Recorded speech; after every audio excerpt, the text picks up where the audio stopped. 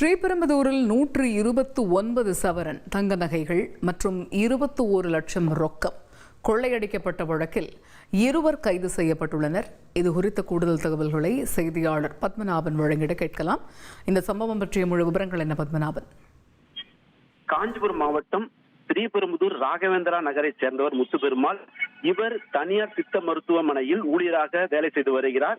இந்த நிலையில் கடந்த 31ஆம் தேதி இவரது வீட்டின் பூட்டை உடைத்து வீட்டில் வைக்கப்பட்டிருந்த 129 பவுன் தங்க நகைகள், 2 கிலோ வெள்ளி பொருட்கள், 21 லட்சம் ரொக்க பணம் உள்ளிட்டவைகள் கொள்ளையடிக்கப்பட்டதாக ஸ்ரீபெரும்புதூர் காவல் நிலையத்தில் புகார் அளிக்கப்பட்டது. இது தொடர்பாக ஸ்ரீபெரும்புதூர் டிஎஸ்பி கீர்த்திவாசன் 3 தனிப்படைகள் அமைத்து ஸ்ரீபெரும்புதூர் போலீசார் குற்றவாளிகளை தேடி வந்த நிலையில் இன்று அதிகாலையில் ஸ்ரீபெரும்புதூர் அருகே செட்டிப்பேடு பகுதியில் போலீசார் வாகன சோதனையில் ஈடுபட்ட போது இருசக்கர வாகனத்தில் வந்த இருவரை மடக்கி பிடித்து பரிசோதனை செய்ததில் கத்தி, இரும்பு ராடு, பணம், நகை உள்ளிட்டவைகள் பையில் வைக்கப்பட்டிருந்ததாக போலீசார் கண்டறிந்தனர். இதையடுத்து முத்துப்பெருமாள் வீட்டில் கொள்ளையடிக்கப்பட்ட நகைகள் தான் என்பதை உறுதி செய்த போலீசார் நெல்லூர் பகுதியை சேர்ந்த கார்த்திக், திருவள்ளூரை சேர்ந்த விஜயகுமார் ஆகிய இருவரையும் காவல் நிலையத்தில் அழைத்து வந்து விசாரணை செய்து அவர்களிடமிருந்த பணம், தங்க நகைகள் மற்றும் வெள்ளி பொருட்களை மீட்டு அவர்கள் மீது வழக்கு பதிவு செய்து நீதிமன்ற காவலுக்கு அனுப்பி வைத்தனர்.